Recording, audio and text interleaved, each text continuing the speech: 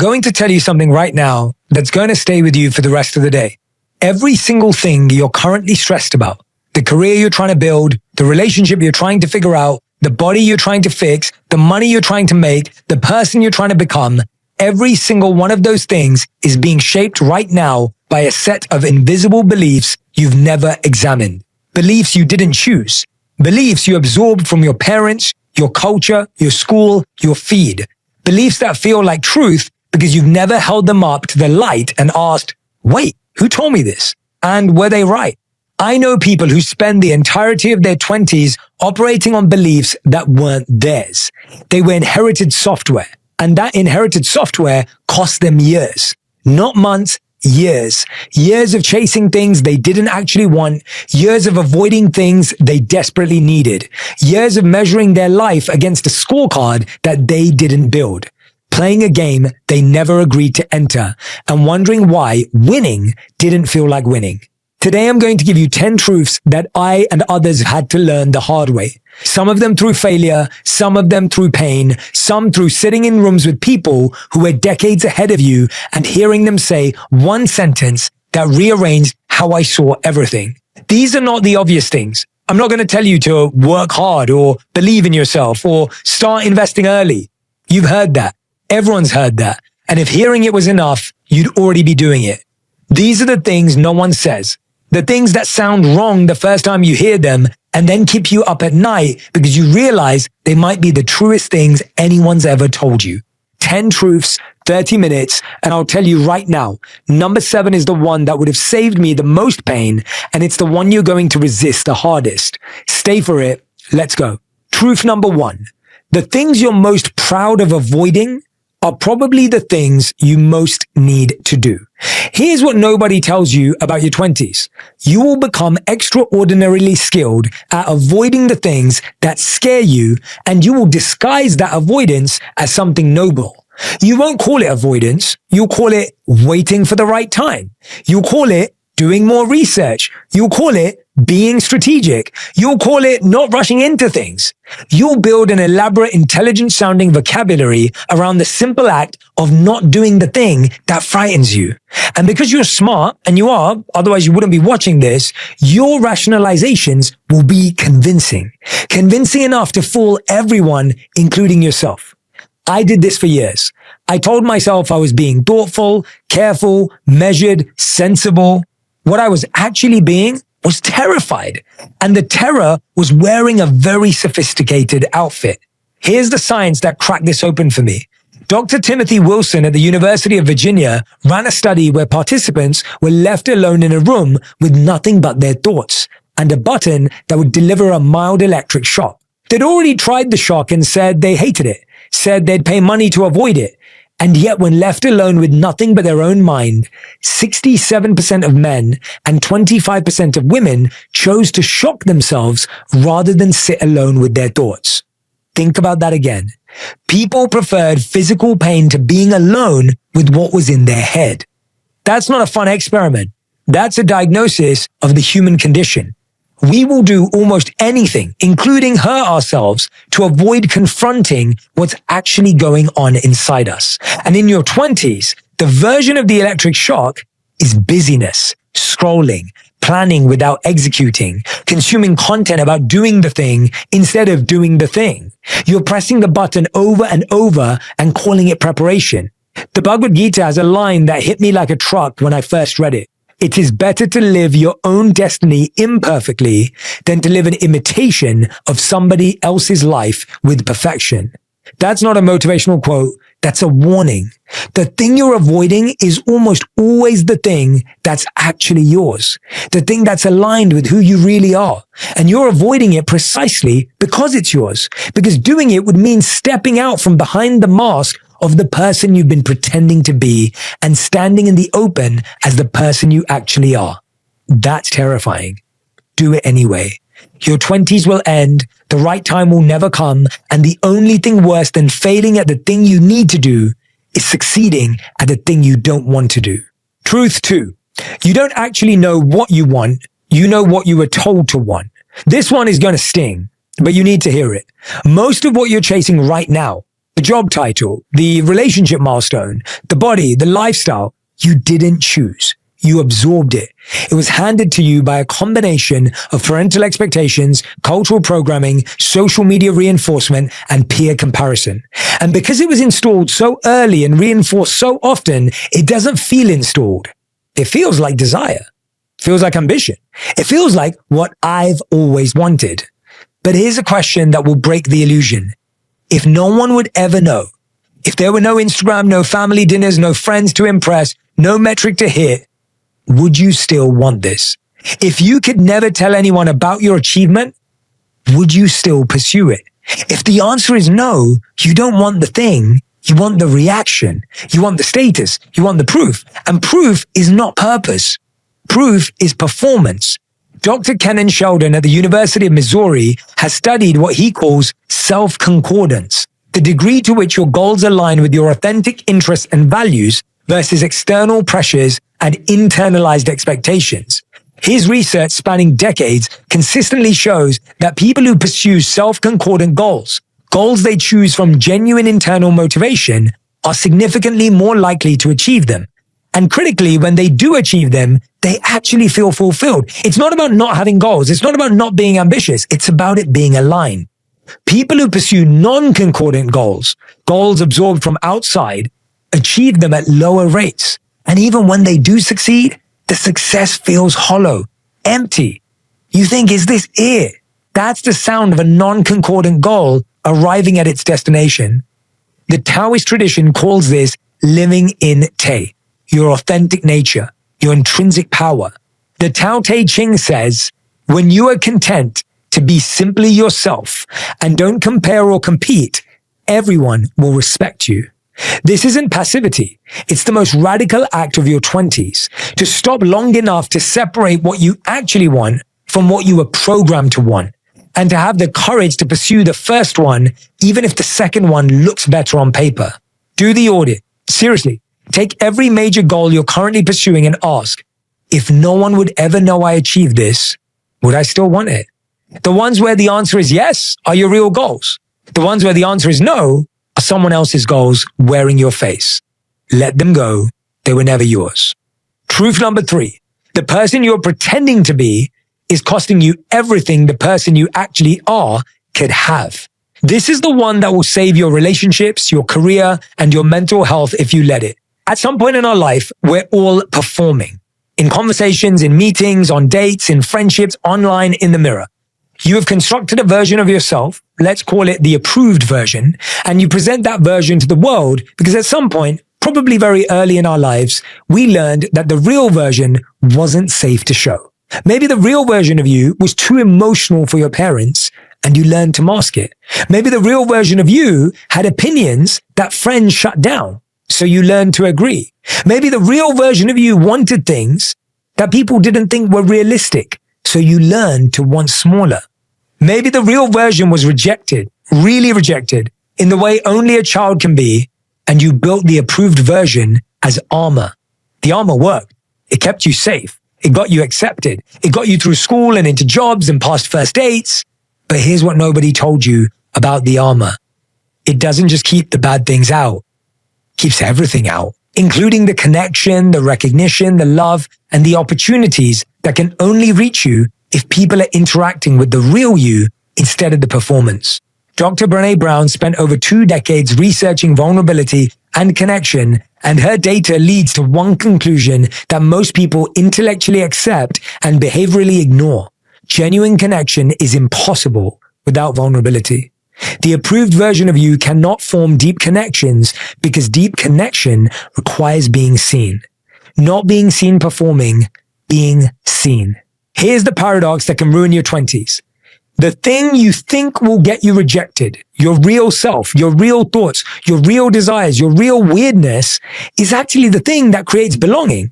And the thing you think keeps you safe, the performance, the mask, the approved version, is the thing that guarantees loneliness. Because even when people accept the approved version, it never satisfies you. Because you know somewhere deep down that they didn't accept you. They accepted the mask. And being loved for a mask you're wearing is the loneliest kind of love there is. In the Zen tradition, there's a concept called Shoshin, beginner's mind. It means approaching life without pretense, without the need to appear as an expert, without the armor of having it all figured out. The master said, in the beginner's mind, there are many possibilities, but in the expert's mind, there are few. Your approved version is the expert. He knows exactly how to behave, what to say, how to be acceptable. And in that expertise, it has eliminated the possibility of being surprised, of being discovered, of being genuinely known. Take off the armor. Not all at once, not with everyone, but start.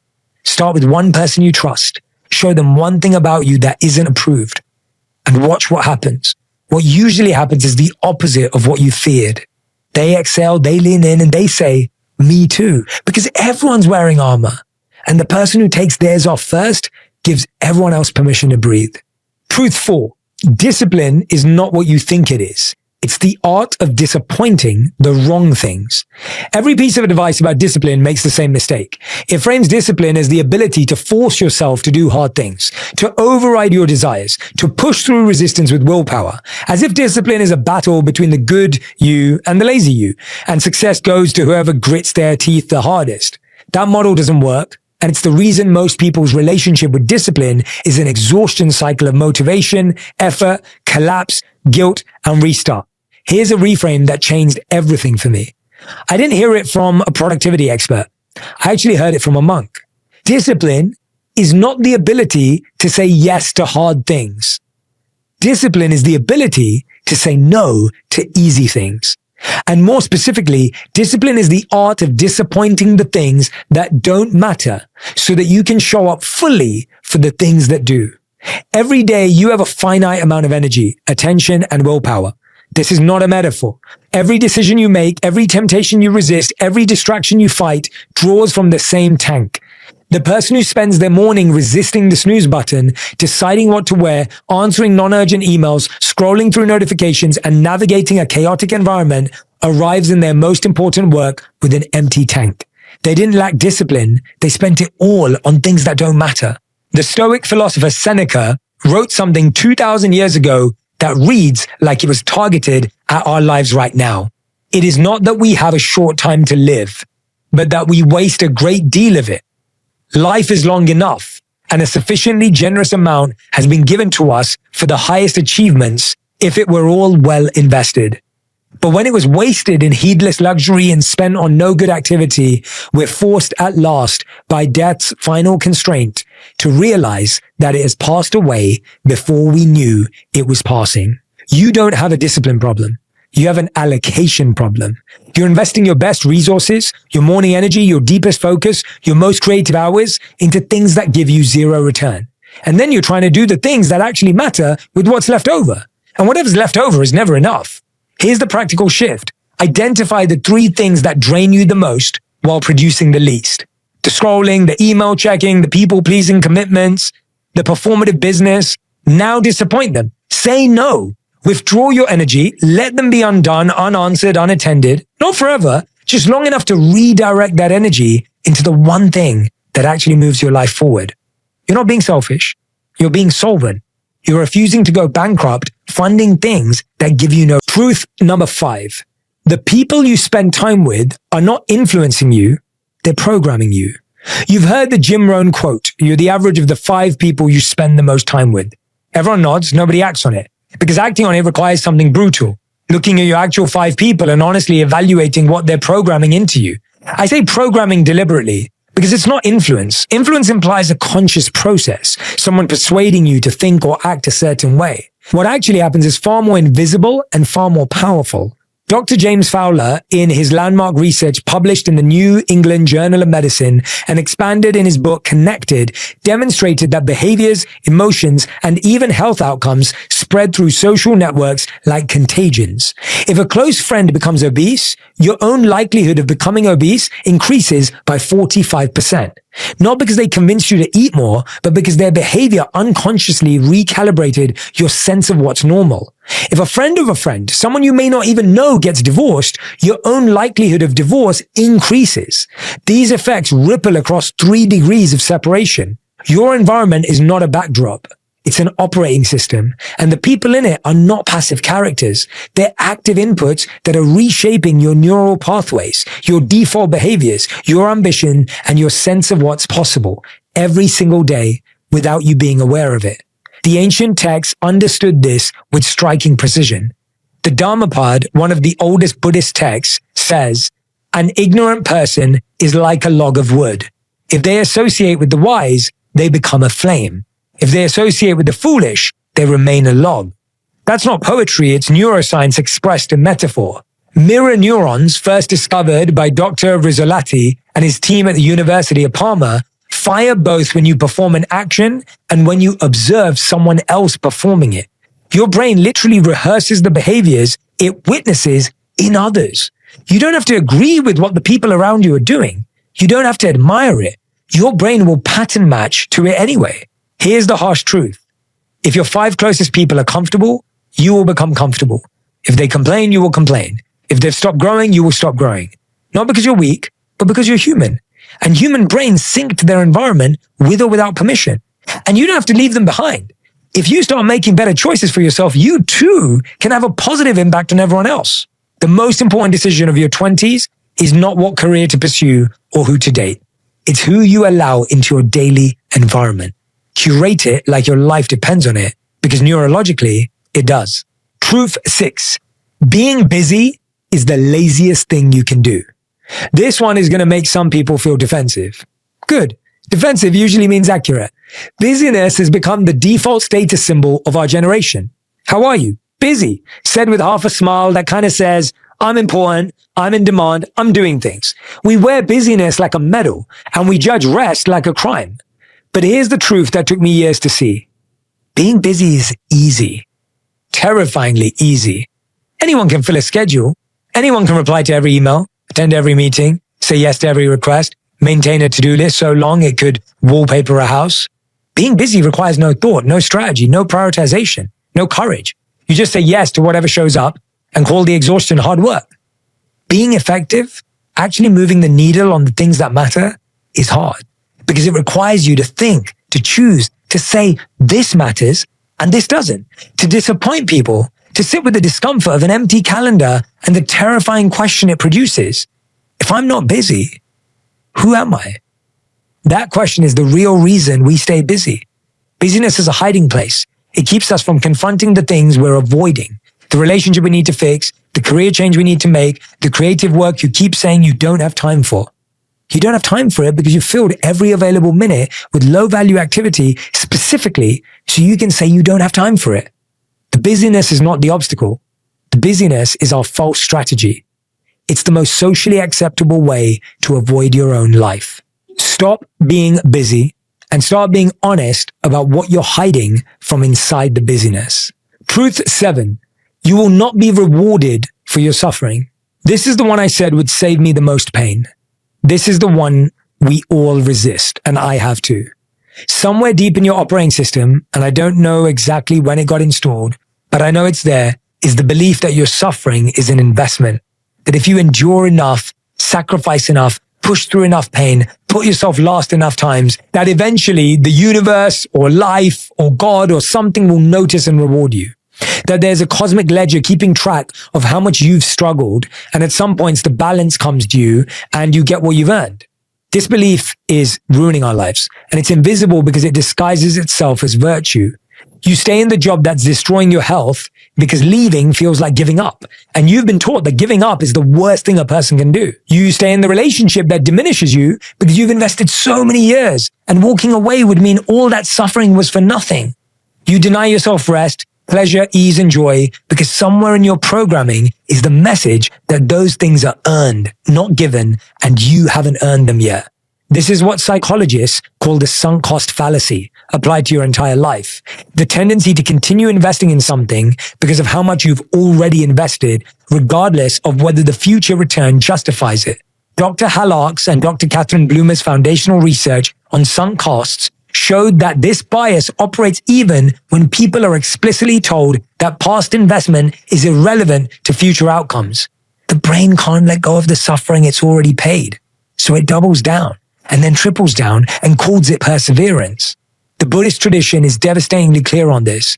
The Buddha identified upadana, attachment, clinging, as the mechanism that perpetuates suffering.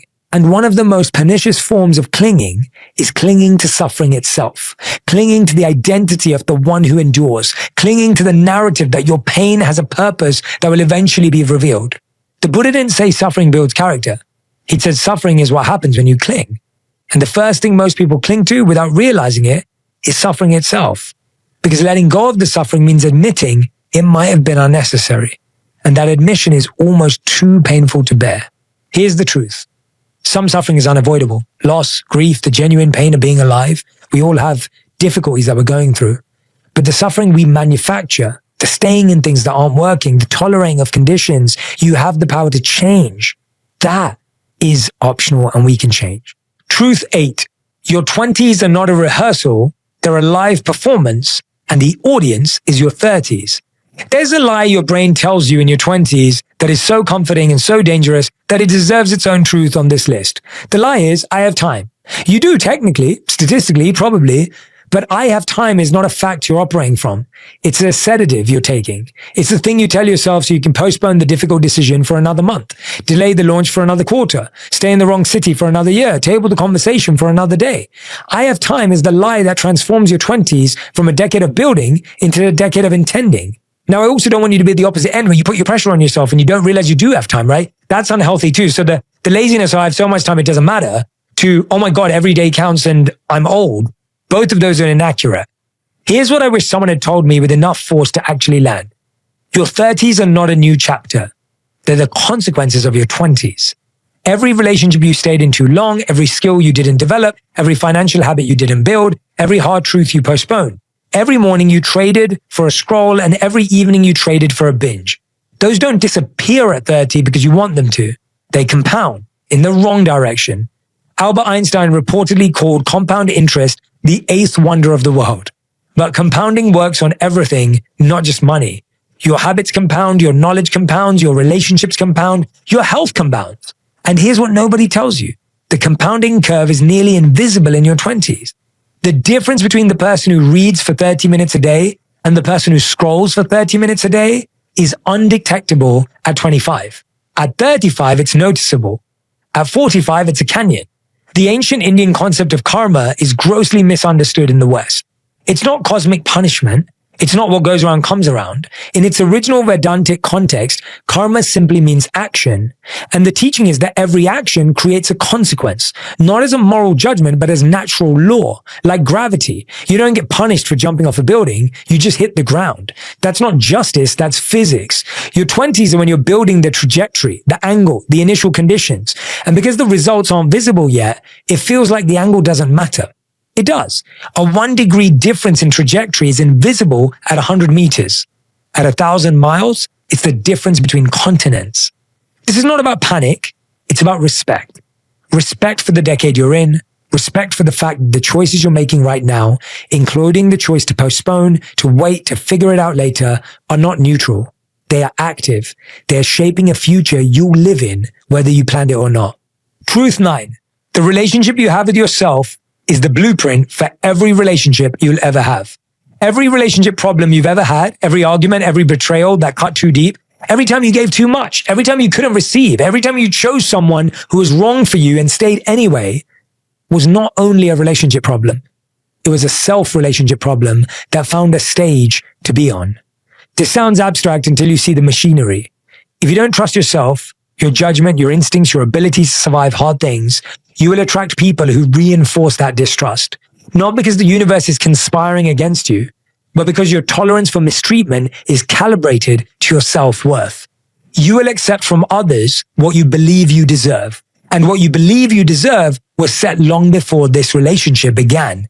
Dr. Kristin Neff at the University of Texas at Austin has spent over 2 decades researching self-compassion and its effects on relationship, performance, and mental health. Her findings are unambiguous. People with higher self-compassion have healthier relationships, set better boundaries, recover faster from conflict, and are less likely to stay in harmful dynamics. Not because they're selfish, but because they have a baseline of internal regard that prevents them from outsourcing their sense of worth to someone else. Here's the mechanism. If you don't give yourself approval, if your self-worth is contingent on external validation, then every relationship becomes an approval-seeking mission. You don't show up as a partner, you show up as an applicant, performing, auditioning, trying to earn a feeling that you should be generating internally. And the person across from you can feel it. They feel the weight of being your source. Some people will exploit that. Some will try to fill the role and burn out. Neither dynamic is love. Both are transactions. The Sufi poet Rumi, before Instagram turned him into a greeting card, wrote, "You wander from room to room looking for the diamond necklace that is already around your neck." Your 20s will likely be a decade of wandering from person to person, looking for them to give you the feeling of being enough. They can't give it to you.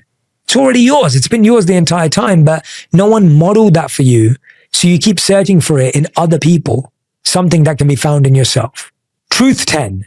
You will not figure out your life. You will build it, and it will look nothing like the plan. You'll get to where you want in life, just not in the way you imagine it. This is the last one because it's the one that holds all the others together. You are currently trying to figure out your life, and the effort feels like it's destroying you. Because figuring out your life implies that your life is a puzzle, that all the pieces exist somewhere right now, and your job is to find them, put them in the right order right now, and reveal the picture on the box. Once you find the right career, the right partner, the right city, the right purpose, click, click, click, the picture will appear and you'll finally feel settled. It's not how it works. It's never worked that way for anyone who has ever lived. And the belief that it should is the single greatest source of anxiety in your 20s. Dr. Ibarra at London Business School has studied career transitions and identity formation for decades. Her research shows that people who successfully reinvent themselves do not do it through introspection and planning. They do it through action and experimentation. Here's my 4-step system. Experience. Take action, do things, try things, make mistakes.